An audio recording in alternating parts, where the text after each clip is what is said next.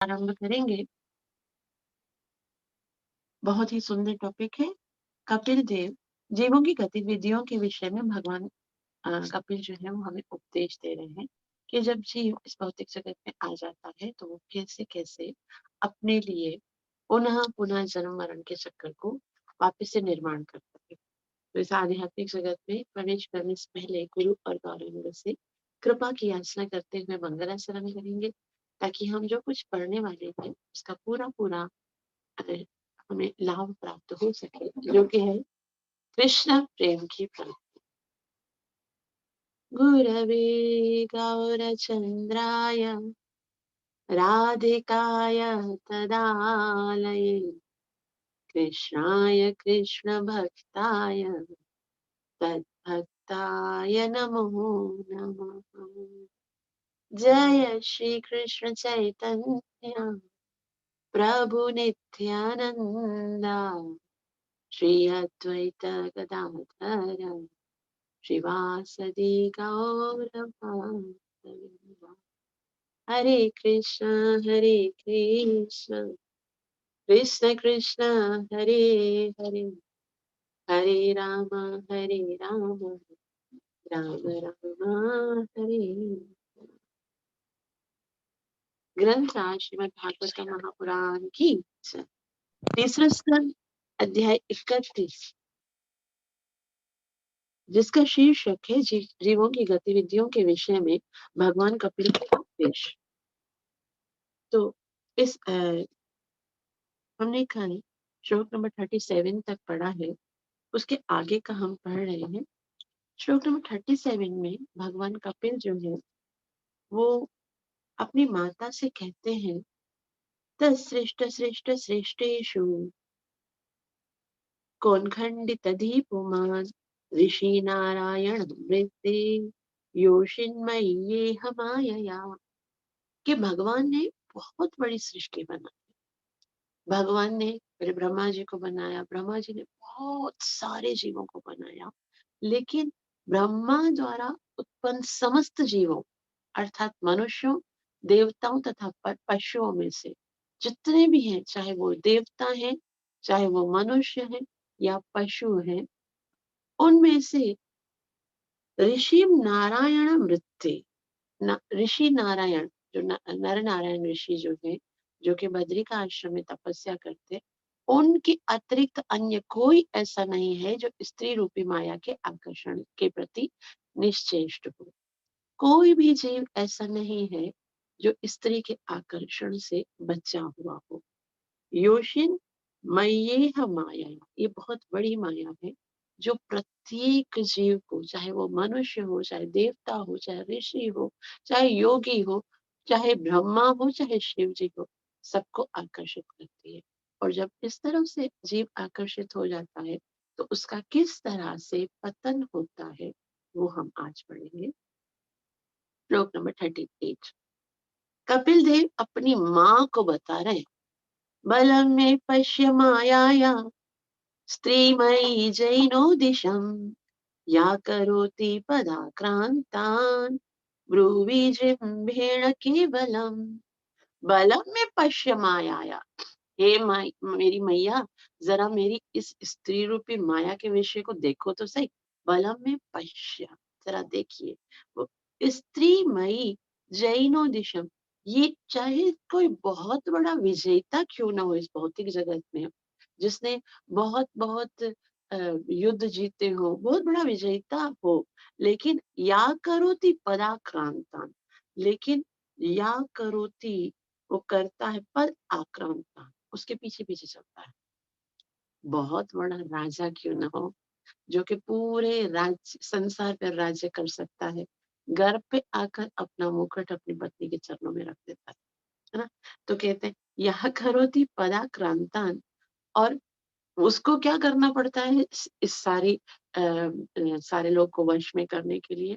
क्या करती है, बस क्या करती है, वे कहते हैं ब्रूवी जिम्बेण केवलम, वो तो खाली अपने आईब्रोज को हिलाकर उसकी ओर देखती है। ब्रूवी जिम्बेण, केवल भौहों को इस तरह से देख के हिलाती है और वो सामने वाला जो है चाहे कितना ही बड़ा विजेता क्यों ना हो, उससे हार जाता है और और अपनी स्थिति से गिर जाता है। कपिल देव कहते हैं, तनिक स्त्री रूपी मेरी माया की अपार शक्ति को समझने का प्रयत्न तो करो, जो मात्र अपनी भवों की गति से संसार के बड़े से बड़े विजेता को भी अपनी मुट्ठी में रख सकते हैं। श्रीला प्रभुपाद की जय। श्रीला प्रभुपाद जी बहुत सुंदर रीति से समझाएंगे, ये बहुत सीरियस बातें हैं, हमको अवश्य इनको समझने का प्रयास करना चाहिए। इसमें श्रीला प्रभुपाद जी कहते हैं, कपिल देव तो बार बार यही कहते हैं कि स्त्री ही खतरनाक है पुरुष के लिए, कि ना वो उसकी भक्ति का विनाश कर देती है, लेकिन ऐसा नहीं है। वास्तव में जो खतरा है वो आसक्ति से है। स्त्री के लिए पुरुष भी उतना ही खतरनाक है, क्योंकि अगर स्त्री और पुरुष का आपस में आकर्षण हो गया, आसक्ति हो गई, तो फिर भगवान तो कहाँ पीछे छूट जाएंगे पता ही नहीं चलेगा। इसलिए यदि हम अपने जीवन के उद्देश्य को प्राप्त करना चाहते हैं, तो इस आसक्ति से हमें छुटकारा प्राप्त करना पड़ेगा। श्रीला प्रभुपाद की जय। श्रीला प्रभुपाद जी कहते हैं, विश्व के इतिहास में ऐसे अनेक दृष्टांत प्राप्त हैं जहां एक महान विजेता किसी क्लेओपात्रा के सौंदर्य में प्रमुग्ध हो जाता है। मनुष्य को स्त्री की सम्मोहन शक्ति तथा उस शक्ति के प्रति मनुष्य के आकर्षण के अध्ययन किए जाने की आवश्यकता है। और आखिर यह किस स्रोत से उत्पन्न हुई है? अब श्रील प्रभुपाद जी बोलते हैं कि कभी सोचना चाहिए कि ये जो स्त्री का जो आकर्षण है वो किस तरह से उत्पन्न हुआ। हर चीज का प्रारंभ तो भगवान की ओर से होता है ना। सर्व कारण कारण तो कृष्ण है ना। तो फिर ये जो स्त्री और पुरुष का आपस में आकर्षण है वो कैसे उत्पन्न हुआ है? वो भी तो आखिर तो कहीं ना कहीं तो उसका कारण भी कृष्ण ही है ना। तो यहाँ श्री प्रभुपाद जी बोलते हैं, उसको मनुष्य को स्त्री की सम्मोहन शक्ति तथा उसकी शक्ति के प्रति मनुष्य के आकर्षण के अध्ययन किए जाना की आवश्यकता है कि आखिर इसका स्रोत क्या है। वेदांत सूत्र के अनुसार हम जानते हैं कि प्रत्येक वस्तु भगवान से उद्भूत हुई है। तो क्या ये जो स्त्री और पुरुष का आकर्षण है वो भी भगवान से उत्पन्न हुआ है? जिसमें कहा गया है, वैदिक सूत्रों में क्या कहा गया, जन्मादस्य यथा, जन्म से लेकर प्रत्येक एक एक कण, जो कुछ आपने देखा, जो कुछ आपने सुना, जो कुछ आपने महसूस किया, सबका सर्व कारण कारण कौन है? ईश्वर परम कृष्ण। तो फिर जिसका अर्थ है कि भगवान परम पुरुष ब्रह्मा या परम सत्य ही वह स्रोत है जहां से प्रत्येक वस्तु उद्भूत हुई है। आध्यात्मिक जगत में भी ऐसी स्त्री की सम्मोहक शक्ति तथा ऐसे आकर्षण के प्रति मनुष्य का शिकार होना भगवान में अवश्य पाए जाते होंगे, और वे भगवान की दिव्य लीलाओं में प्रकट होते हैं। मतलब यहाँ पर अगर है तो ऐसा बताते हैं ना, देखो कि जैसे ये भौतिक जगत है, तो भौतिक जगत क्या है? आध्यात्मिक जगत का प्रतिबिंब है। प्रतिबिंब का क्या मतलब होता है कि जैसे आईने में दिखता है। अब अगर कोई चीज आईने में दिख रही है तो उसका कोई ना कोई तो अस्तित्व होगा ना। अगर कोई बड़ा सा आईना लगा लगा हुआ है और सामने एक बहुत बड़ी सीनरी है, तो अब जो कुछ आईने में दिख रहा है तो उस सीन में होना चाहिए। वो अलग बात है कि आईने में उसकी परछाई है, उसका प्रतिबिंब है, लेकिन उसकी रियलिटी तो है ही ना। तो यहाँ श्री प्रभुपाद जी बता रहे हैं कि जिसका अर्थ है भगवान या परम पुरुष ही प्रत्येक वस्तु के उद्भूत होते। तो आध्यात्मिक जगत में भी ऐसी स्त्री की सम्मोहक शक्ति तथा ऐसे आकर्षण के प्रति मनुष्य का शिकार होना भगवान में अवश्य पाए जाते होंगे। तो ये शक्ति क्या वहां पर भी ऐसे असर करती है? और वे भगवान की दिव्य लीलाओं में प्रकट होते होंगे कि वहां पर तो प्योरिटी होगी। तो किस तरह से दिव्य लीलाओं में ये स्त्री संग जो है वो किस तरह से भगवान की लीलाओं में सहायक होगा? श्रील प्रभुपाद जी उसके विषय में बताते हुए कहते हैं कि भगवान परम पुरुष है, अर्थात परम नर है। नर का मतलब है भोक्ता, पुरुष मतलब जो भोगता है। अगर कोई भोगता है तो वो कौन है? भगवान। और हम सब कौन है? हम सब भोग्य हैं। तो जिस प्रकार सामान्य नर में मादा के प्रति आकृष्ट होने की चाह रहती है, वही उत्कटता भगवान में भी पाई जाती है। वे भी स्त्री के सुंदर रूप द्वारा मुक्त होते हैं। प्रश्न यह है कि यदि वे ऐसी स्त्री आकर्षण द्वारा मुक्त होते रहते हैं, तो क्या वे किसी भौतिक स्त्री द्वारा आकर्षित होते होंगे?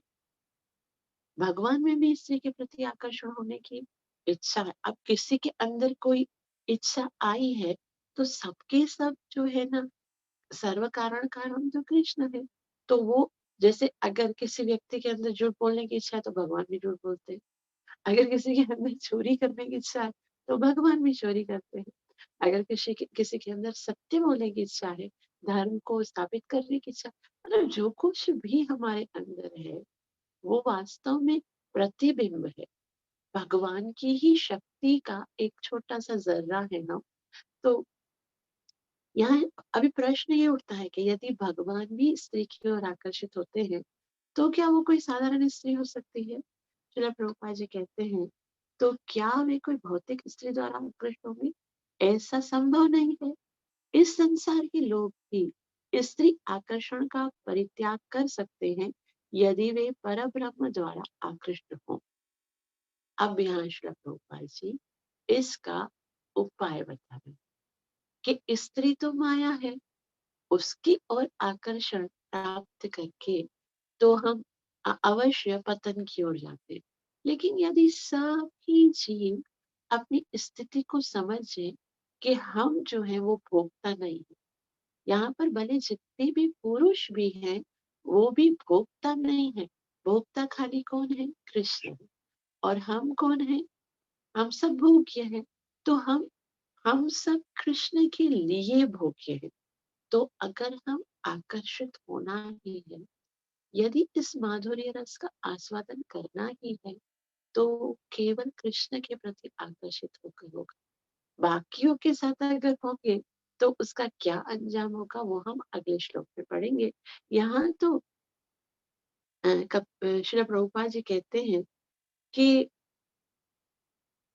इस संसार के लोग भी स्त्री आकर्षण का परित्याग कर सकते हैं। कैसे करेंगे? यदि वे पर ब्रह्म द्वारा आकृष्ट हों। हरिदास ठाकुर के साथ ऐसा है। एक सुंदर वेश्या ने अर्धरात्रि में उन्हें आकर्षित करना चाहा, किंतु वे भक्ति में भगवान के दिव्य प्रेम में स्थित थे, अतः उसके द्वारा मोहित नहीं हुए। उल्टे उन्होंने अपनी दिव्य संगति से उस वेश्या को महान भक्त बना।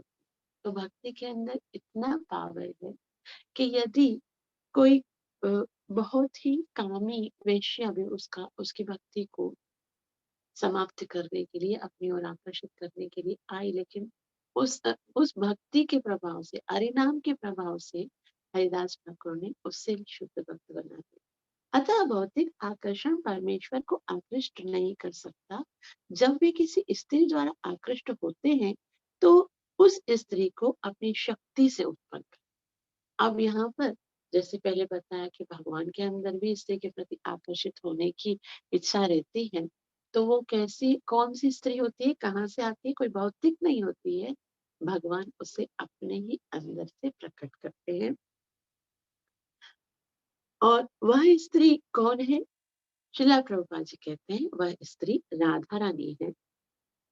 गोस्वामियों ने बताया है कि राधा तो भगवान की आह्लादनी शक्ति का प्रकट रूप है। भगवान को आह्लाद प्रदान करने के लिए भगवान के अंदर से ही श्रीमती राधा रानी का प्राकट्य हुआ है। जब भगवान दिव्य आनंद प्राप्त करना चाहते हैं, तो वे अपनी अंतरंगा शक्ति से स्त्री उत्पन्न करते हैं। इस प्रकार स्त्री सौंदर्य के प्रति आकर्षण सहज यानी प्राकृतिक है, क्योंकि यह आध्यात्मिक जगत में पाया जाता है। तो श्रील प्रभुपाद जी बोलते हैं ये तो स्वाभाविक है, ये तो होना ही है कि यदि स्त्री का संग करेंगे तो उसकी ओर आकर्षण होता ही है। क्योंकि ये तो आध्यात्मिक जगत से आया है, तो भौतिक जगत में वह विकृत होकर प्रतिबिंबित होता है, इसलिए अनेक उन्माद होते हैं। लेकिन ये अगर भौतिक जगत में किसी पुरुष और स्त्री का आपस में आकर्षण हो जाता है, तो बहुत नुकसान होता है। इससे हमारी जीवन की सारी साधना, सारी तपस्या नष्ट हो सकती है। बहुत ही मुश्किल से जैसे हम आगे बढ़ के आए हैं, कितनी तकलीफों से गुजर कर 84 लाख योनियों से गुजर कर बड़ी मुश्किल से वो माता का गर्भ प्राप्त हुआ था, जिसके द्वारा हमें मनुष्य जीवन मिलेगा। और गर्भावस्था में कितनी कितनी सारे कष्टों और तकलीफों को हमने देखा, और उसके बाद बहुत बहुत प्रार्थनाएं की भगवान से कि बस करे, अब नहीं सहा जाता, अब संसार में जाकर आपकी भक्ति करेंगे। और संसार में आकर भी बचपन से लेकर जवानी तक कष्ट कष्ट भोगे, और जवानी में आकर जब अब भगवत प्राप्ति की का समय आया है, तो एक एक निगरणीय एक स्त्री के कारण अपनी सारी साधना, अपनी सारी तपस्या को कैसे नष्ट कर सकते हैं। तो उसके लिए श्री प्रभुपाद जी यहाँ कहते हैं कि भौतिक जगत में वे विकृत रूप होकर, ये विकृत रूप है। वास्तव में किसी स्त्री का किसी भी पुरुष के साथ संबंध होकर उसे आनंद प्राप्त नहीं हो सकता, क्योंकि विकृत रूप यानी प्रतिबिंब है। अब जैसे अगर किसी को बहुत भूख लगी है और 56 भोजन सामने रखे हुए हैं, और वो खाएगा तो भूख मिटेगी ना, लेकिन अगर वो 56 भोजन जो है वो केवल आईने में दिख रहे हैं, तो क्या भूख मिटेगी? सारे भोजन हैं, उसके अंदर वही टेस्ट भी है, लेकिन सामने वो रियल में नहीं है। वो दिख रहे तो है, लेकिन कैसे दिख रहे हैं? प्रतिबिंबित होता है, यानी वो सिर्फ उसका एक उसकी छाया दिख रही है।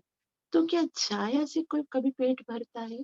उसी तरह से यहाँ पर जो कुछ भी है वो प्रतिबिंब है, केवल छाया है। आगे आकर यदि आईने की रखी हुई वस्तु को खाने का प्रयास भी करेंगे, तो भी तो सरमाटा फूटेगा ही ना, तो भी तो संतुष्टि नहीं आएगी ना। तो यहाँ इसीलिए श्रील प्रभुपाद जी बोलते हैं, इसीलिए अनेक उन्माद पैदा होते हैं। यदि कोई भौतिक सौंदर्य के द्वारा आकृष्ट ना होकर राधा तथा कृष्ण के सौंदर्य की और आकृष्ट होने का अभ्यास कर ले, तो भगवत गीता का यह कथन कि परम दृष्टवा निवर्तते सत्य सिद्ध हो जाएगा। अब श्री प्रभुपाद जी, सॉल्यूशन इतना सरल है, ये बहुत बड़ी प्रॉब्लम है, और सॉल्यूशन बहुत छोटा सा है कि राधा कृष्ण के प्रेम की ओर आकर्षित होना है, तो क्या होगा? रसवर्जम रसोप्यस्य परम दृष्टवा निवर्तते।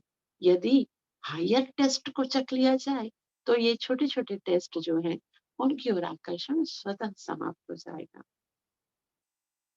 एक बार राधा तथा कृष्ण के दिव्य सौंदर्य से आकृष्ट हो जाने पर फिर कोई भौतिक सौंदर्य के प्रति आकृष्ट नहीं।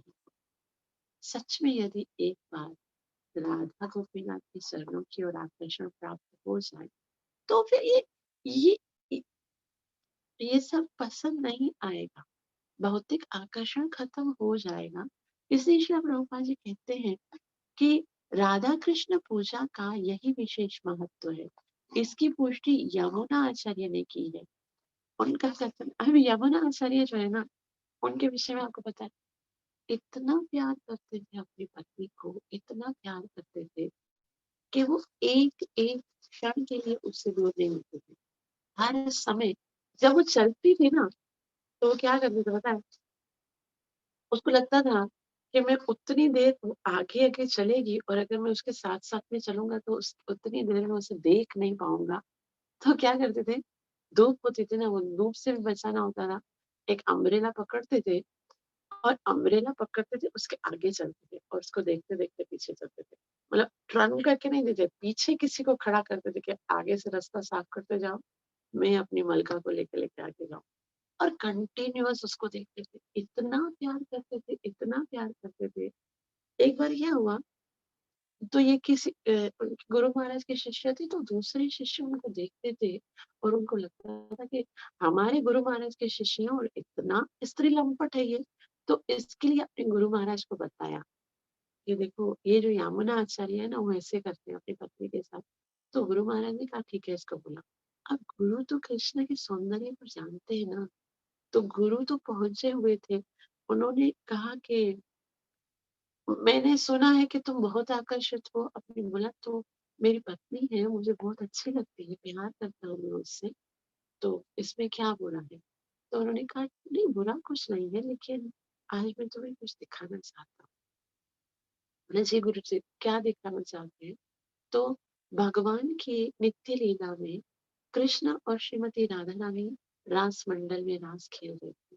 तो उसका एक छोटा सा जर्रा, एक मतलब छोटी सी झलक, जैसे सीन आके चला जाए ऐसे उनको दिखाया। और जैसे उन्होंने देखा है, फिर क्या होता है, वे क्या कहते हैं, यदवदि मम चेतः कृष्ण चरणारविंद नव नव रस गंतुमर्तित आसी। जब जब जब से मैंने कृष्ण के चरण विंदों के दर्शन किए हैं, तो ऐसा है कि मैं बार बार उसको याद करता हूँ और बार बार मुझे आनंद आता है। एक एक क्षण में जैसे जैसे याद करता हूँ, वैसे वैसे आनंद आता है।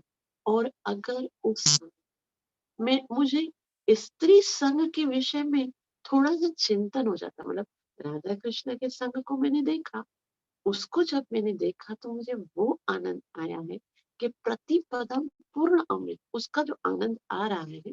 तो यदि मैं वापस से अगर अपनी स्त्री के विषय में या उसके साथ संग के विषय में सोचता हूँ, सुष्ठु मुख विकार गंतुम से, मैं उस टाइम पर तो मेरा मुख इतना गंदा हो जाता है, जैसे अगर कोई बहुत गंदी चीज खाते तो फिर कैसे थूक करके निकाल देते हैं।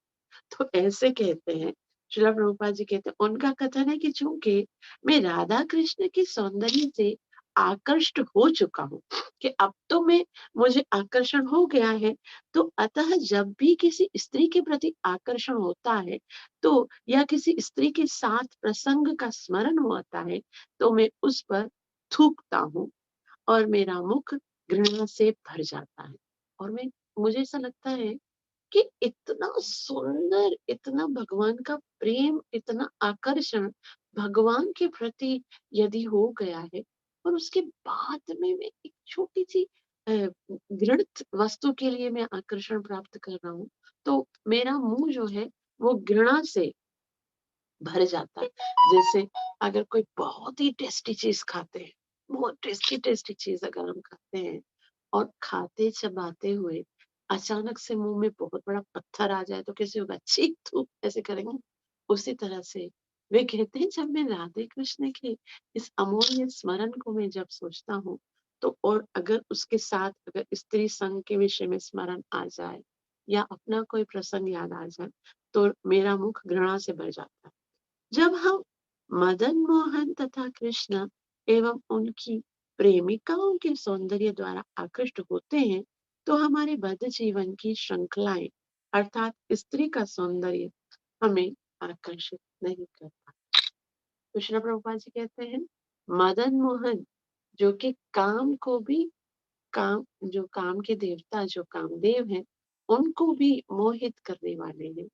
और उस काम के देवता को मोहित करने वाले मदन मोहन को जो मोहित करने वाली है, वो श्रीमती राधा रानी, यदि उनका स्मरण करें, यदि उनकी ओर आकर्षित हो जाए, तो ये भौतिक आकर्षण कभी कभी भी हमें अ, अ, परेशान नहीं कर सकता। हमारे भद्र जीवन की श्रृंखला अर्थात स्त्री का सौंदर्य हमें आकर्षित नहीं कर सकता। तो शीला प्रभुपाद जी ने बहुत अच्छा सुंदर उपाय बताए हैं कि यदि हम स्त्री संग से अ, विचलित हैं, तो हमें ज्यादा से ज्यादा समय किसको देना है, भगवान श्री कृष्ण की भक्ति को देना है। जितना ज्यादा हम कृष्ण की ओर आकर्षित होंगे, उतना ही ज्यादा इस स्त्री रूपी सौंदर्य से आकर्षण हमारा समाप्त हो जाएगा। और आगे कहते हैं, कपिल देव तो बोलते बोलते थकते नहीं है, क्योंकि बहुत बड़ी समस्या है। तो कहते हैं, संगम न कुर्यात् प्रमदा सुजातु योगस्य पारं परमारुरक्ष मत्सेवया प्रतिलब्धात्मलाभो वदन्ति यानेरयध्वा रमस्य संगम न कुर्यात् प्रमदासु जातु। भगवान कपिल अपनी माता को बताए। देखो हैरत की बात क्या लगती है मुझे कि वो माँ भी बैठी है सामने, और वो भी कौन है? म्यूजिक बजा यमुना। माँ कहती है, माँ को कहते हैं कि स्त्री कितनी खतरनाक हो सकती है। हाँ, माँ भी तो स्त्री है ना। लेकिन अब वो एक पुत्र बनकर उपदेश नहीं दे रहे हैं, वो एक भगवान की तरह उनको गुरु की तरह उपदेश दे रहे हैं, और जो खतरा है उससे सावधान करा रहे हैं। लेकिन एक बात तो फिर भी समझनी चाहिए कि माता को क्या खतरा हो सकता है ना। उनकी आयु निकल गई है, और वो अब तो बोलती है कि मैं उब चुकी हूँ, मुझे बताओ। लेकिन उन्हें क्यों बता रहे हैं? क्योंकि समझाना हमें साथ है। इस भौतिक जगत में प्रत्येक जीव इस आकर्षण को ना केवल महसूस करता है, बल्कि संतुष्ट करने का प्रयास करता है, और जो कि हमें भौतिक जीवन में तो भौतिक जीवन में भी गिराता है, और आध्यात्मिक जीवन में भी कभी उन्नति करने नहीं देता। इसलिए कहते हैं संगम न कुर्यात् प्रमदासु जातु। कभी भी स्त्रियों की संगति नहीं करनी चाहिए। किसको? वे कहते हैं योगस्य पारम परमारुरुक्ष। अगर कोई योग की सिद्धि को प्राप्त करना चाहता है, अगर कोई योग अवस्था की सिद्धि, क्या है योग की सिद्धि? भगवान बताते भगवत गीता में कि योग की सिद्धि क्या है? भगवत प्राप्ति। तो जितने योगिनाम अपि सर्वेषां मद्गतेनान्तरात्मना श्रद्धावान भजते यो मां समे युक्त तमो मता। तो सारे योगियों में जो मेरी सेवा करता है, श्रद्धावान भजते यो मां, जो श्रद्धा के साथ मेरा नाम जपता है, वो सबसे ज्यादा श्रेष्ठ है। तो यहाँ श्री प्रभुपाद जी कहते हैं योगस्य पारम परम आरुरुक्ष। परम आरुरुक्ष यानी जो पूरे पूरे योग की सिद्धि को प्राप्त करना चाहिए, वो संगम न कुर्यात् प्रमादासु। उससे स्त्रियों की संगति नहीं करनी चाहिए। किसे? जो योग की सिद्धि को प्राप्त करना चाहते हैं। और दूसरे कौन? दूसरे हैं मत्सेवया प्रतिलब्धात्मलाभो। जो मेरी सेवा करके आत्म साक्षात्कार को प्राप्त कर चुके हैं, जो मेरी सेवा कर चुके हैं, बहुत समय तक मेरा नाम जप कर रहे हैं, अपनी साधना कर रहे हैं, और और यहाँ बता प्रतिलब्धात्म लाभो, जिनको आत्म साक्षात्कार हो गया, उसको भी सावधान रहना चाहिए। चाहे वो कितना बड़ा सन्यासी हो जाए ना, उस पर भी ये जो स्त्री है उससे बचना बहुत मुश्किल है, तो उसकी संगति नहीं करनी चाहिए। और व- वदन्ति यानेरयध्वा रमस्य। यहाँ श्रील प्रभुपाद जी कहते हैं क्योंकि ये जो स्त्री है वो क्या है? निरयद्वारमस्य। वो नरक में लेके जाने वाला दरवाजा है। उसको स्पर्श कर दिया ना, तो समझो आपने उस नरक के दरवाजे को हाथ रख दिया है, जो कि आगे तुमको नरक में लेके जाएगा। तो सावधान करने के लिए बोलते हैं, कहते हैं जो योग की पराकाष्ठा को प्राप्त करना चाहता है तथा जिसने मेरी सेवा करके आत्म साक्षात्कार कर लिया हो, उसे चाहिए कि वह कभी किसी आकर्षक स्त्री की संगति ना करे, क्योंकि शास्त्रों में घोषणा की गई है कि प्रगतिशील के लिए ऐसी स्त्री नरक के द्वार के समान है। तो यहाँ वदंती या निरय द्वारमस्य। तो कपिल लोग बोले खाली मैं नहीं बोल रहा हूँ, देखो किताबों में पढ़ लो, सारे शास्त्रों में लिखा हुआ है कि स्त्री तो आपको नरक लेके जाएगी। तो इसलिए स्त्री के इस आकर्षण से बचकर राधा मदन मोहन की सेवा करो, ताकि अपने जीवन के लक्ष्य को प्राप्त कर सको। श्रील प्रभुपाद की जय। अब श्रील प्रभुपाद जी समझाते हुए कहते हैं योग की पराकाष्ठा पूर्ण कृष्ण भक्ति है। क्या है? योगिनाम अपि सर्वेषां मत मत गताम अंतरात्मा। तो इसका समर्थन भगवत गीता में इस प्रकार हुआ है कि जो व्यक्ति भगवान भक्ति में रहकर सदैव कृष्ण का चिंतन करता है, वह समस्त योगियों में सर्वोच्च है। यही नहीं, श्रीमद् भागवतम के प्रथम स्कंद के द्वितीय अध्याय में कहा गया है कि जब कोई भगवान की सेवा करके भौतिक कलमश से मुक्त हो जाता है तो वह ईश्वर के विज्ञान तथा तत्व ज्ञान को समझ सकता है। यदि तत्व ज्ञान को विज्ञान को समझने के लिए अलग से कुछ नहीं करना है, भगवान की भक्ति करो। श्रील प्रभुपाद जी कहते हैं भगवान की सेवा करके भौतिक कलमश बिल्कुल खत्म हो जाएगा और ईश्वर विज्ञान हो जाएगा, तत्व ज्ञान हो जाएगा। हमको तो खाली भगवान की सेवा में रत रहना है। तो यहाँ पर प्रतिलब्धात्म आत्म लाभो शब्द आया है।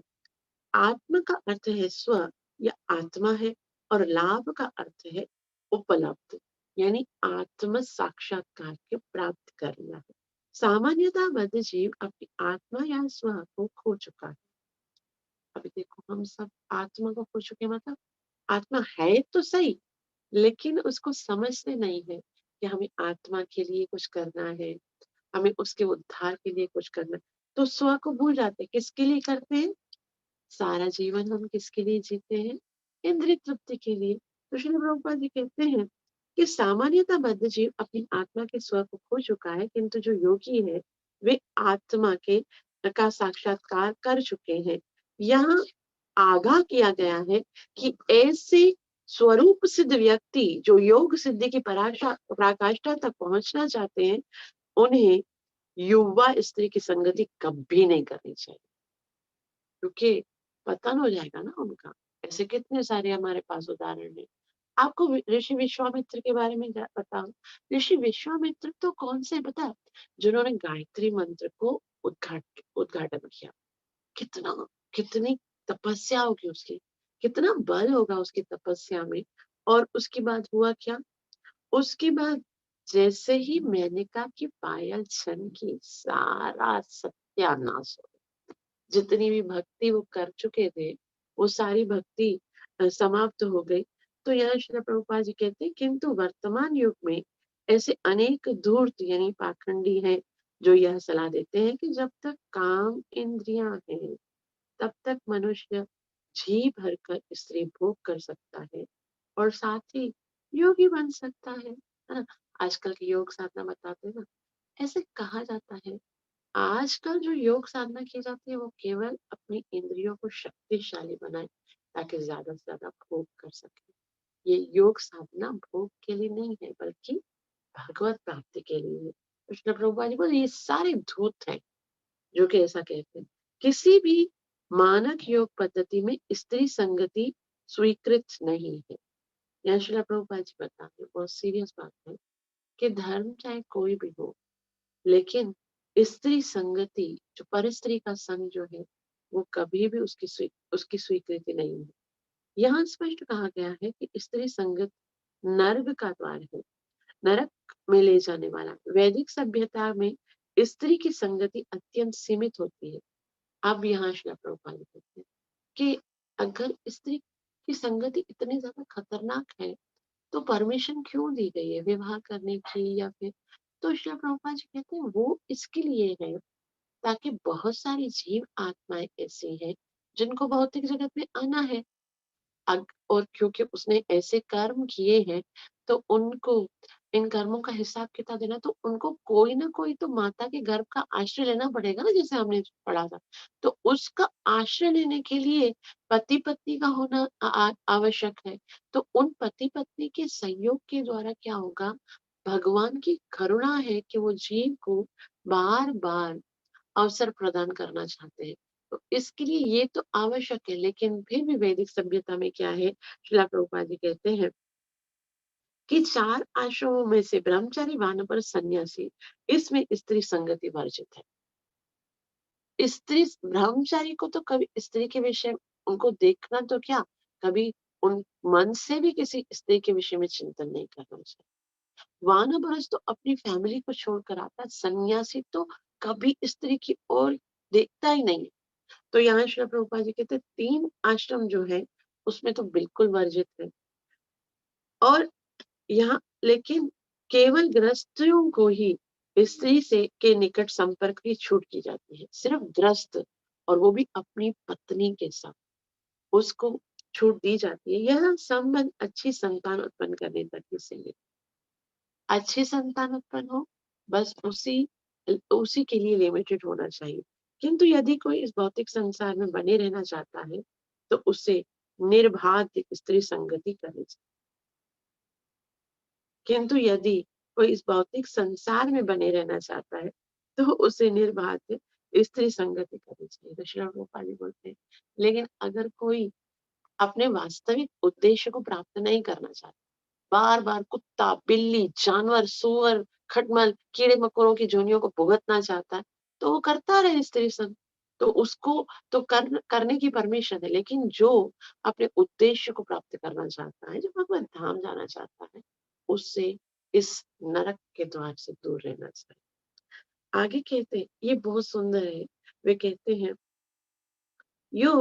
योपयाति शनैर्माया योषिद्वे योषिद्देव विनिर्मिता तामि तामीक्षता मनो मृत्यु तृणयकूपमिवावृतम् यो पायिता शनैर माया।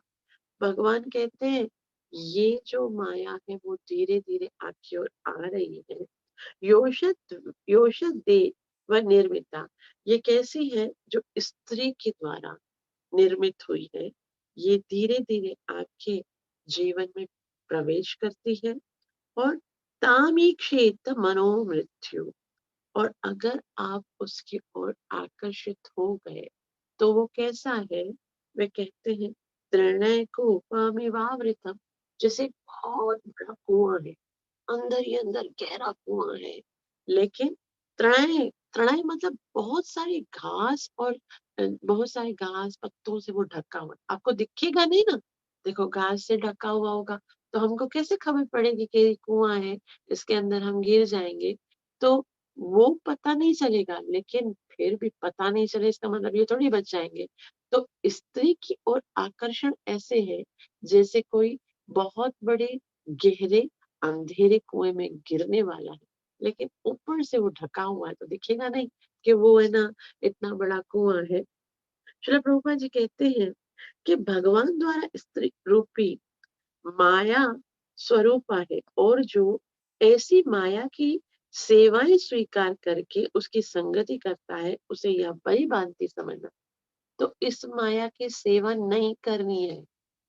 हम किसके सेवक हैं? जी मेरे स्वरूप है कृष्ण नित्यदा। हम कृष्ण के स्वरूप उसके नित्य दास हैं, हमारा स्वरूप है। माया की सेवा करेंगे, श्री प्रभुपाद जी बता रहे कि जो ऐसी माया यानी स्त्री की सेवाएं स्वीकार करके उसकी संगति करता है, फिर सेवा करेगा, फिर संगति करेगा, फिर उसको खिलाएगा पिलाएगा, उसके लिए बहुत सारे वस्तुएं लेकर आएगा, और फिर क्या होगा? उसकी संगति करने की इच्छा करेगा। तो यह भली-भांति उसको समझ लेना चाहिए कि यह कैसा है? घास से ढके हुए अंधे कुएं के समान उसकी मृत्यु का मार्ग है। ये मत सोचना कि स्त्री की सेवा करके या उसको बहुत प्रसन्न करके आप आगे आध्यात्मिक जगत की ओर प्रगति कर सकते हो। नहीं, वो किधर लेके जाएगा? वो खड्डे में गिराएगा। इसलिए इसलिए सावधान रहना चाहिए। श्रील प्रभुपाद की श्रील प्रभुपाद जी कहते कभी-कभी बेकार पड़े हुए कुएं को घास-फूस से ढक दिया जाता है। अतः यदि कोई यात्री अनजाने में उस रास्ते से निकलता है, तो उस कुएं में गिर जाता है और उसकी मृत्यु निश्चित हो जाती है। इसी प्रकार जब कोई किसी स्त्री की सेवा ग्रहण कर लेता है, तो संगति प्रारंभ होती है, क्योंकि भगवान ने स्त्री को पुरुष की सेवा के लिए उत्पन्न किया है। तो ये स्त्री जो है उसको पुरुष की सेवा कर, और हम सब जितने भी जीव हैं वो स्त्री हैं। पुरुष कौन है? पुरुष केवल कृष्ण है। तो यहाँ श्रील प्रभुपाद जी कहते हैं कि इस प्रकार जब कोई किसी स्त्री की सेवा स्वीकार कर लेता है, तो संगति प्रारंभ होती है, क्योंकि भगवान ने स्त्री को पुरुष की सेवा के लिए उत्पन्न किया है।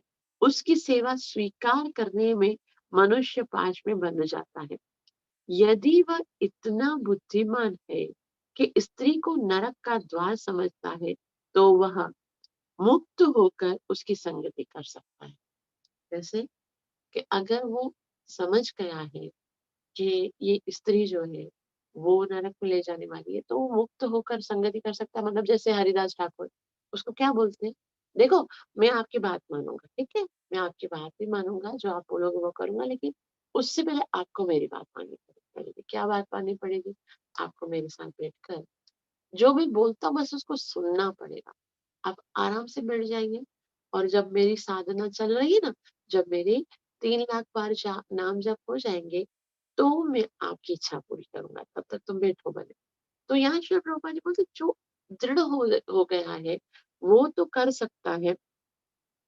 अ, अ, तो यहाँ उसकी सेवा स्वीकार करके पाश में बन जाता है। यदि वह इतना बुद्धिमान है कि स्त्री को नरक का द्वार समझता है, तो वह मुक्त होकर उसकी संगति करता है। इसकी इसकी मनाही तो उसके लिए है जो दिव्य पद तक उठने की महत्व आकांक्षा रखते हैं। 50 वर्ष पूर्व तक हिंदू समाज में ऐसी संगति वर्जित थी। पत्नी अपने पति से दिन में नहीं मिलती थी। यहाँ तक कि गृहस्थों के अलग रिहायशी मकान होते थे, तो रिहायशी मकानों के अंतपुर स्त्रियों के निमित्त होते थे और बाहर के कमरे पुरुषों के लिए होते थे। स्त्री द्वारा की जाने वाली सेवा भले ही मोहक प्रतीत होती है, किंतु ऐसी सेवा ग्रहण करते समय मनुष्य को सतर्क रहना चाहिए, क्योंकि यह स्पष्ट कहा गया है कि स्त्री मृत्यु का द्वार है, या कि आत्म विस्मृति है। वह आत्मा आध्यात्मिक बोध के मार्ग को अवरुद्ध करती है। तो आध्यात्मिक बोध क्या है? मैं ये शरीर नहीं हूँ, मैं आत्मा हूँ, भगवान का दास हूँ। भगवान के धाम को प्राप्त करने के लिए इतना स्ट्रगल करके आज मनुष्य का देह प्राप्त किया है, तो अब मैं प्रगति करना चाहता हूँ, तो उससे छूटना है।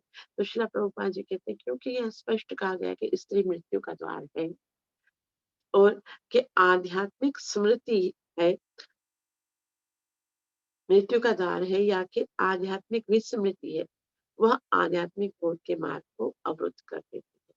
तो जो अवरुद्ध करती है मतलब रोक देती है, हम आगे प्रगति नहीं कर पाते हैं आध्यात्मिक जीवन में। इसलिए हमको बचकर रहना चाहिए। तो श्रील प्रभुपाद जी एक और बहुत ही सुंदर ये आगे का श्लोक है, ये इसको करेंगे हम, छोटा सा है। कपिल देव कहते हैं कि या मन्यते पति मोहन मन्माया वृषभावितम् स्त्री स्त्रीत्वं स्त्री संगतः प्राप्तो वित्तापत्यग्रह पदम। या मन्यते पति मोहन, कि जो माया को अपना पति मानकर उसकी संपत्ति, मतलब या मन्यते पति मोहन, जो सोचता है कि ये मेरा है, ये उसको पति मानता है, मतलब वो ही ईश्वर मानता है उनको। किसको?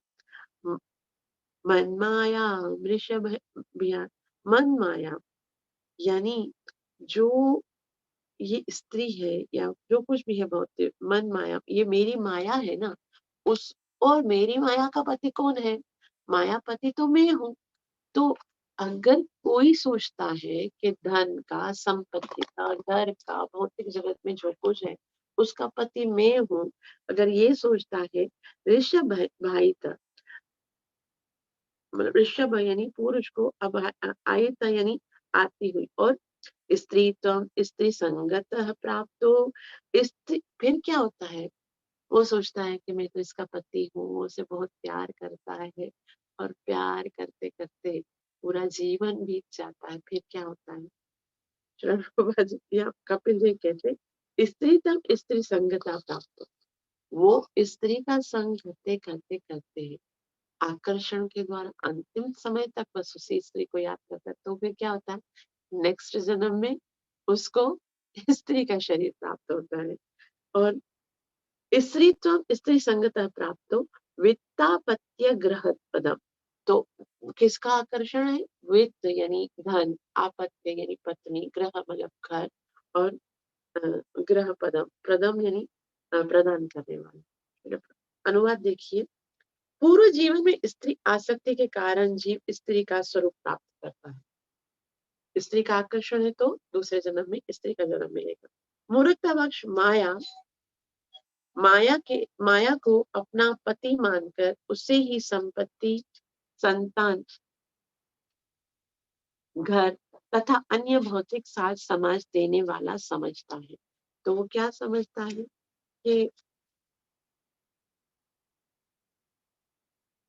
माया को अपना पति मानकर उसे ही संपत्ति, संतान, घर तथा अन्य भौतिक समाज देने वाला मान बैठता है।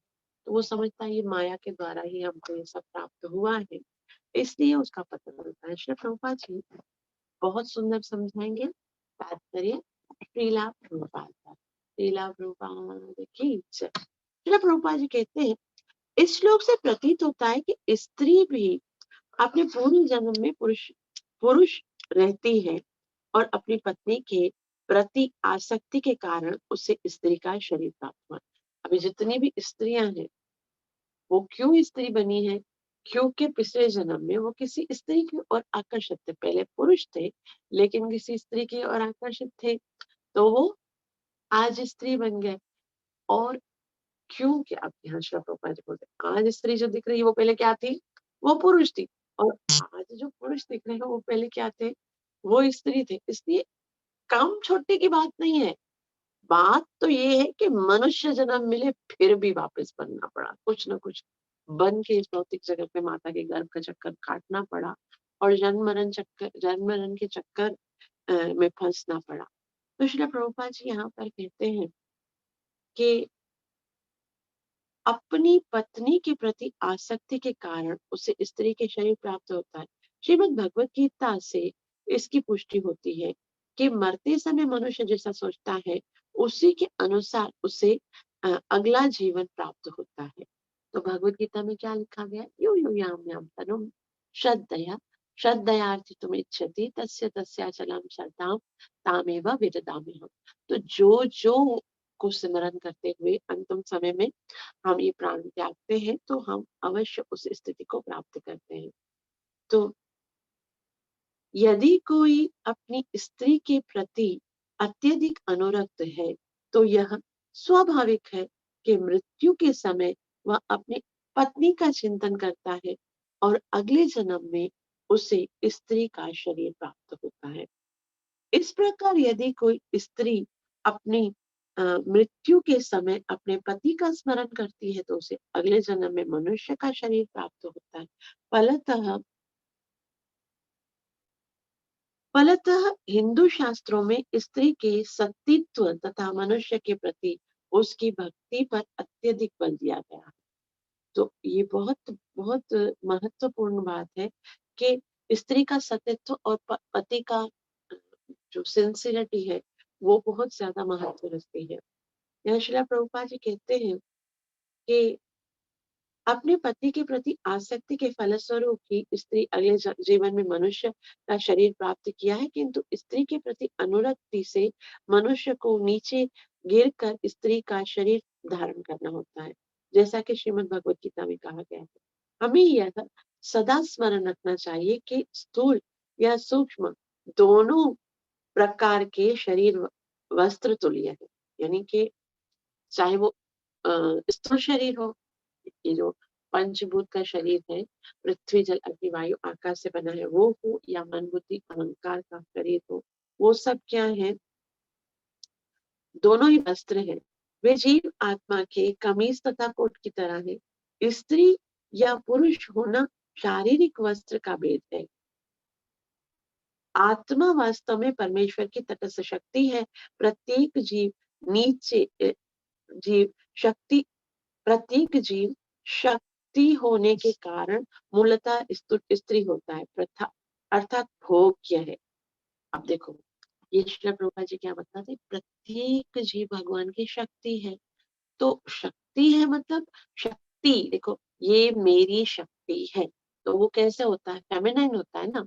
तो वो भले हम सब भगवान की शक्ति है ना, तो हम भले पुरुष रूप में भी आए हैं तो भी हम जो है वो भोग्य है। पुरुष शरीर में भावुक बंधन से छूटने के लिए अधिक अवसर मिलता है, जबकि स्त्री शरीर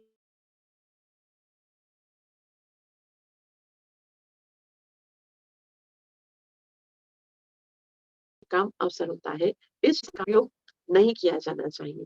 तो ये बहुत बड़ा दुरुपयोग है, जिसके कारण हम स्त्री की संगति करने का प्रयास करते हैं। पुरुष शरीर में श्रील प्रभुपाद जी बोलते हैं भवबंधन बहुत आसानी से छुटाया जा सकता है, यदि उस शरीर में स्त्री के प्रति आकर्षण ना हो तो श्रील प्रभुपाद जी आगे कहते हैं स्त्री सामान्यतः घर गृहस्थी गहने सामान तथा कपड़े की भूखी रहती है। उसको ये सारी चीजें चाहिए होती है। उसको घर चाहिए, घर का फर्नीचर चाहिए, ज्वेलरी चाहिए, ड्रेसेस चाहिए, इन सब में बहुत आकर्षण होती है। स्त्री तथा पुरुष का संबंध अत्यंत जटिल है, किंतु कहने का सार यह है कि जो आत्म साक्षात्कार के दिव्य पद तक उठना चाहते हैं, उसे स्त्री की संगति करते समय सावधान रहना चाहिए। किंतु कृष्ण भक्ति की अवस्था में संगति पर ऐसा प्रतिबंध शिथिल हो सकता है, क्योंकि तब मनुष्य तथा स्त्री की आसक्ति एक दूसरे के प्रति ना होकर कृष्ण के प्रति। तो श्रील प्रभुपाद जी बोलते हैं जब हम भक्त बन जाते हैं ना, फिर अगर हम मिलके सेवा करते हैं तो कोई प्रॉब्लम नहीं, क्योंकि फिर उस समय आपस में आकर्षण नहीं होगा। उस समय आकर्षण कहाँ होगा? भगवान की ओर होगा। तो स्त्री और पुरुष मिलकर सेवा तभी कर सकते हैं जब हृदय इतना प्योर हो जाए कि वो कभी भी इस बात की ओर आकर्षण ना हो कि मेरे सामने जो स्त्री बैठी है वो भी कोई इम्पोर्टेंस रखती है। वो इसीलिए इम्पोर्टेंस रखती है क्योंकि वो भी भगवान की दास है, मैं भी भगवान का दास हूँ। उसे भी उद्देश्य प्राप्त करने के लिए, भगवत प्राप्ति करने के लिए आगे बढ़ना है और मुझे भी बढ़ना है। तो हम दोनों का आकर्षण कहाँ होना चाहिए? कहाँ होना चाहिए? गोपीनाथ के पास होना चाहिए। तो श्रील प्रभुपाद जी आगे कहते हैं तब वे दोनों सामान्य रूप से भवबंधन से बाहर निकलने तथा कृष्ण के धाम जाने के पात्र बन जाते।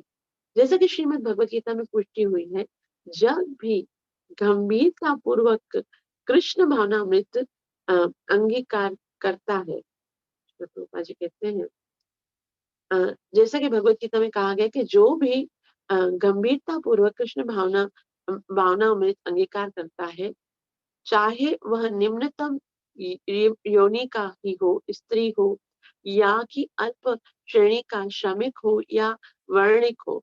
ये भगवान ने बताया भगवत गीता में कि किम पुनर्ब्रह्मण पुण्य भक्ता राजर्षयो तथा अनित्यम असुखम देहम एवं प्राप्य भजस्व माम। तो ऐसा शरीर प्राप्त करके जीव को क्या करना चाहिए? भगवान की भक्ति करनी चाहिए। ये वह भगवान के धाम जाता है और कृष्ण लोक पहुंच जाता है। पुरुष को ना तो स्त्री के प्रति और ना ही स्त्री को पुरुष के प्रति आसक्त होना चाहिए। दोनों को भगवान की सेवा में अनुरक्त होना चाहिए, तभी दोनों इस भवबंधन से छूट सकते हैं। तो श्रील प्रभुपाद जी बोलते हैं कि अपने लिए सिंसियर होना चाहिए, दूसरों के लिए भी सिंसियर होना चाहिए। यदि एक दूसरे में ही आकर्षण बना रहेगा तो कैसे पहुंचेंगे हम? इसलिए स्त्री को पुरुष में नहीं बल्कि भगवान में आकर्षित होना चाहिए, पुरुष को स्त्री में नहीं बल्कि भगवान के चरणों में आकर्षित होना चाहिए। और इस तरह से यदि ये दोनों का आकर्षण जो है वो आपस से हटकर भगवान की ओर चला जाएगा, तो दोनों आध्यात्मिक जगत में जाकर अपने जीवन के उद्देश्य को प्राप्त करेंगे। तो यहाँ तक हमने 41 श्लोक पढ़ लिए हैं। आप सबका बहुत बहुत आभार जो इतना प्रेम से श्रवण किया। कृपया मुझे आशीर्वाद दीजिए कि मैं अपनी सेवा और साधना को अच्छे से कर सकूं और हरि नाम को बहुत ही प्योरिटी के साथ जप कर सकूं। हरे कृष्णा कृष्ण कृष्ण हरे हरे, हरे राम राम राम। ग्रंथराज श्रीमद् भागवत महापुराण की जय। नित्य लीला प्रभु शरणारविंद भक्ति वेदांत स्वामी श्रीला प्रभुपाद की जय। बहुत बहुत आभार। यदि इस टॉपिक पर किसी को कुछ पूछना है, बताना है, कोई टीका, कोई टिप्पणी या कोई बात जो डाइजेस्ट नहीं हुई हो, तो उसके विषय में बात कर सकते हैं। हरे कृष्ण। हरे कृष्ण माता जी। हरे कृष्ण जी। जी जामत। दीदी यहाँ पे लास्ट श्लोक 41 में श्रील प्रभुपाद के तात्पर्य में लिखा हुआ एक सेंटेंस, जैसे भगवत गीता में कहा गया है कि हमें यह सदा सिमरन रखना चाहिए कि स्थूल तथा सूक्ष्म दोनों प्रकार के शरीर वस्त्र तुल्य हैं। दीदी स्थूल तो समझ में आता है, सूक्ष्म तो मन बुद्धि अहंकार है, वो कैसे वस्त्र के समान है? वस्त्र के समान है ना। आत्मा असल में तो आत्मा ही है ना। तो मन भी अगर इच्छा कर रहा है, देखो ये आत्मा है, सही है, उसके ऊपर सूक्ष्म शरीर है, मन बुद्धि अहंकार है, वो भी उस आत्मा का तो आवरण है ना। इससे भी तो छूटना पड़ेगा ना, तभी हम आध्यात्मिक। अगर मन मन लगा हुआ है, यानी स्त्री की संगति तो शरीर कर रहा है, ठीक है, वो शरीर स्त्री की संगति कर रहा है, वो वस्त्र की तरह। लेकिन इच्छा कौन कर रहा है? मन इच्छा कर रहा है, बुद्धि से हम लोग प्रयास कर रहे हैं, ठीक है। अहंकार के मैं ये शरीर हूँ, मैं पति हूँ, तो मुझे इसकी स्त्री का संगति करना है। तो ये भी तो एक वस्त्र है, उसका आवरण हटेगा। मतलब पहले जो इंद्रिय है, इसलिए देखो शम और दम, ये दो चीजें बताई जाती है ना। शम शम का मतलब है इंद्रियों को नहीं, अगर मतलब कंट्रोल करना है। उसके बाद दम मतलब मन को भी कंट्रोल करना है। जब ये दोनों का कंट्रोल हो जाएगा, ये दोनों वस्त्रों का कंट्रोल हो जाएगा, अंदर जो आत्मा है उसकी आनंद के बारे में सोचना। तो ये दोनों वस्त्र की तरह है। आत्मा का तो वस्त्र ही हुए ना। असल में जीव आत्मा है। जैसे ये कैसे है, ऐसा है समझो। जैसे आजकल सर्दियां है ना, तो सर्दियों में हम क्या करते हैं, पहले हमारा शरीर है, वो सपोज थोड़ी देर के लिए आत्मा को बोले, हमारा शरीर है और उसके ऊपर ये वस्त्र है जो हम ड्रेस पहनते हैं, और उसके ऊपर एक कोट पहनते हैं, है ना। तो ये कोट भी तो है ना वस्त्र की तरह है, और जो कपड़ा पहना वो भी।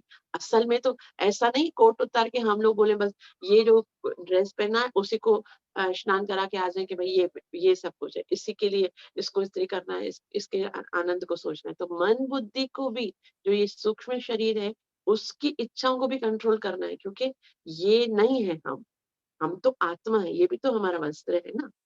ऐसा समझ में आ गया? दीदी जे लेकिन जो हम लोग का जैसे दो शरीर हैं, ठीक है ना, एक तो ये जो हम दुनिया में ही छोड़ के जाते हैं, लेकिन जो सूक्ष्म शरीर होता है उसको तो हम यहाँ पे नहीं छोड़ के जाते हैं। छोड़ के नहीं जाते हैं, लेकिन ये तब तक दूषित शरीर है। दूषित है मतलब, वैसे तो ये प्योरिटी में है। मन क्या है, मन के अंदर केवल कृष्ण की तो ये डाइवर्ट होके मेल्ट हो जाता है, आत्मा के अंदर ही समित हो जाता है, खत्म नहीं होता है। अहंकार में क्या बन जाता है? अहंकार जो है वो आध्यात्मिक अहंकार, मिथ्या अहंकार जो है वो रियल अहंकार में बदल जाता है। रियल अहंकार क्या है? कि मैं भगवान का दास हूँ। बुद्धि भगवान की सेवा के लिए योजना बनाती है, और मन जो है वो भगवान। जब ये बिल्कुल डाइवर्ट हो जाते हैं, जब ये प्योर हो जाते हैं, तब ये वस्त्र खुद ब खुद खत्म हो जाता है। मतलब वो वस्त्र खत्म हो जाता है और आत्मा आत्मा रह जाती है। लेकिन जब तक वो साथ उस वो अलग इच्छा करता है, मतलब आत्मा की इच्छा क्या है? भगवत प्राप्ति। मन की इच्छा क्या है? इंद्रिय तृप्ति। तो तब तक तो ये वस्त्र है, ठीक है, ये वस्त्र है। लेकिन वो वस्त्र जो है वो गल जाता है जब तक वो अपनी स्थिति को समझकर भगवान की सेवा करने के लिए तैयार हो जाता है, अपनी रियल हाँ, स्थिति में आता है। अभी समझ में आया बहुत अच्छे से। थैंक यू दीदी। ठीक है, थैंक यू सो मच जी। प्रकाश राव। हाँ माता जी, यहाँ पे जो एग्जाम्पल है क्या, मतलब पुरंजन का कहानी छोड़ के और कहीं शास्त्र में ऐसा एग्जाम्पल है कि कोई मतलब आत्मा जो कि पुरुष था वो फिर मतलब नारी हो गया, और नारी था पुरुष हो गया, ऐसा कुछ एग्जाम्पल शास्त्र में कहीं पे है क्या, पुरंजन की कहानी को छोड़ के? मतलब अभी मेरे माइंड में नहीं आ रहा है, लेकिन हैं ऐसे तो बहुत सारे उदाहरण हैं कि स्त्री की संगति करने के बाद, क्योंकि ये अगर उदाहरण नहीं भी है तो स्टेटमेंट तो है ही ना। हाँ वो स्टेटमेंट तो यहाँ है, पर तो स्टेटमेंट है। डेफिनेटली ऐसा होता होगा। तो ये डेफिनेटली अगर स्टेटमेंट है, पूरा श्लोक लिखा गया है, और स्टेटमेंट खाली ये भागवतम का नहीं है, गीता में तो भगवान ने कहा है ना, तुम जिसको सोचोगे उसी के बारे में, जो सोचते सोचते मरोगे। यो याम याम तनो भक्त जी नहीं, यम यम वापि स्मरण भावम त्यजति अन्ते कलेवरम। जो भी हिरण को सोचता है हिरण पैदा होता है, तो स्त्री को सोचेगा तो स्त्री बन के पैदा होगा ना। तो भले उदाहरण हो सकता है, मुझे अभी तो नहीं आ रहे, लेकिन होंगे बहुत सारे। लेकिन ऐसा तो ओके। है ही कि जिसके बारे में सोचेंगे वैसा ही बनेंगे। जी जी। वो हाँ ठीक है, ओके। ठीक है ब्रो, धन्यवाद। और किसी को हाँ कुछ जी। पूछना है इसके विषय में? ये बहुत ना प्रैक्टिकल बातें हैं जिनसे हमें बचना है अगर हम भक्ति के अंदर आगे बढ़ना चाहते हैं। हरे कृष्णा कृष्ण कृष्ण हरे हरे, हरे राम राम राम हरे हरे। ग्रंथराज श्रीमद् भागवतम महापुराण की जय। जय नित्य प्रवेश जय अभय चरणारिंद भक्ति वेदांत स्वामी श्रीला प्रभुपाद की जय। जय